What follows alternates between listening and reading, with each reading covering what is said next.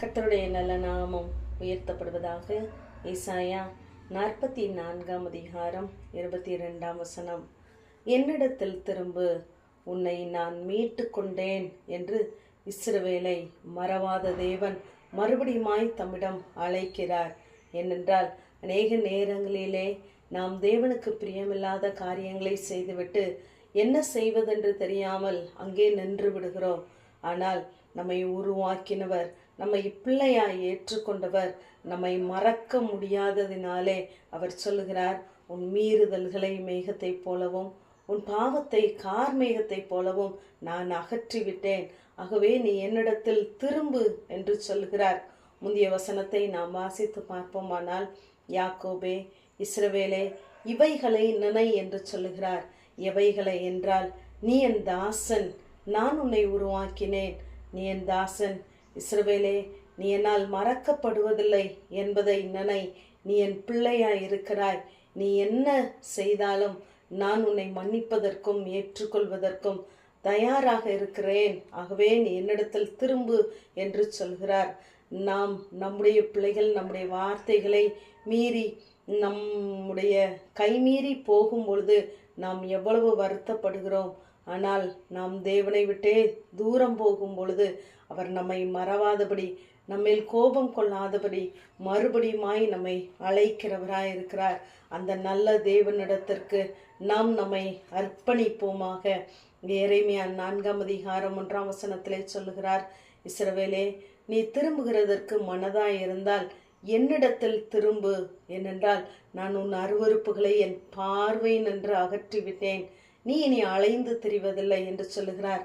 எத்தனை அன்புள்ள ஆண்டவர்! நீ திரும்ப வேண்டும் என்று நினைப்பாயானால் நீ என்னிடமாய் திரும்பு என்று சொல்லுகிறார். நீ இப்படி திரும்பினால் நான் உன்னை சீர்படுத்துவேன் என்று எரேமியா 15:19 சொல்கிறார். நீ திரும்பினால் நான் உன்னை திரும்ப சீர்படுத்துவேன். என் முகத்துக்கு முன்பாக நீ நிலைத்திருப்பாய். நீ என் வாய் போல் இருப்பாய். நான் உன்னிடத்தில் அவர்களை திரும்ப பண்ணுவேன் என்று சொல்லுகிறார். நாம் எங்கிருந்து எடுக்கப்பட்டோமோ அந்த இடத்திற்கு நாம் திரும்பி போகாமல் அங்குள்ளவர்களை நம் பக்கமாய் திருப்புவதற்கு தேவன் போதுமானவர். ஆகவே நாம் முதலாவது கர்த்தருடைய வழிகளிலே, கர்த்தருடைய வார்த்தைகளிலே திரும்பும்படியாய் அழைக்கப்படுகிறோம். இஸ்ரவேல் புத்திரரே, நீங்கள் முற்றும் விட்டு விலகினவரிடத்திற்கு திரும்புங்கள் என்று சொல்லுகிறார்.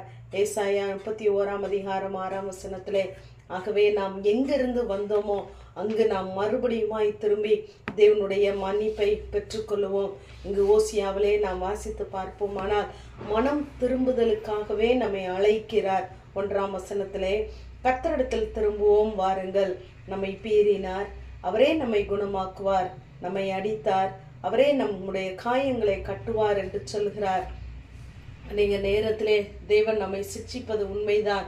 ஆனால் அப்படிப்பட்ட சூழ்நிலைகளே நாம் பின்வாங்கி போகாதபடி மறுபடியுமாய் கர்த்தரிடத்திலே திரும்பும்போது அவரே நம்மை குணமாக்குகிறவர், நம்முடைய காயங்களை கட்டுகிறவராய் இருக்கிறார். ஓசியா 14 இஸ்ரவேலே, நீ உன் தேவனாகிய கர்த்தரிடத்திற்கு திரும்பு. கர்த்தருடைய வார்த்தைகளை கொண்டு நாம் அவரிடத்திலே திரும்புவோமானால் அவர் நம்முடைய அக்கிரமங்களை எல்லாம் நீக்கி நம்மை அங்கீகரிக்கிறவராய் இருக்கிறார். நம்முடைய சீர்கேட்டை குணமாக்குகிறவராய் மனப்பூர்வமாய் சிநேகிக்கிறேன் என்று சொல்லுகிறார். இப்படிப்பட்ட தேவனை நாம் தூரத்திலிருந்து பார்த்து கொண்டு இராதபடி மறுபடியுமாய் தேவ சமூகத்தை நாம் கர்த்தருடைய வார்த்தையை கொண்டு கிட்டி சேருவோம்.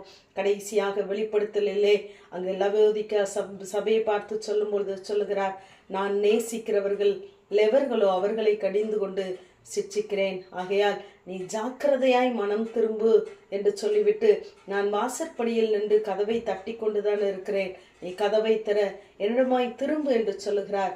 இந்த அன்புள்ள தேவனை நாம் உதாசீனப்படுத்தி விடாதபடிக்கு மறுபடியுமாய் கர்த்தருடைய வழிகளிலே திரும்புவோம். கர்த்தருக்கு பிரியமானதை செய்வோம். நிச்சயமாகவே நம்மை மீட்டு கொள்ளுகிற நல்ல தேவன் நம்மோடு கூட இருக்கிறார். ஆமென். ஜெபம். பிதாவாகிய தேவனே, குமாரனாகிய இயேசு கிறிஸ்துவின் நாமத்தின் மூலமாய் உடைய சன்னிதானத்திலே வருகிறேன். உங்கள் தேவனாகிய கர்த்தரிடத்திற்கு திரும்புங்கள் என்ற வேத வார்த்தையின்படி இந்த நாளிலும் ஆண்டவரே, எங்களுடைய குறைகளை குற்றங்களை மன்னிக்கிற கர்த்தரிடத்திற்கு உடைய வார்த்தைகளை கொண்டு எங்களுக்கு திரும்ப பலன் தாங்க. இயேசுவின் மூலம் ஜெபங்கேலும் எங்கள் நல்ல பிதாவே. ஆமென்.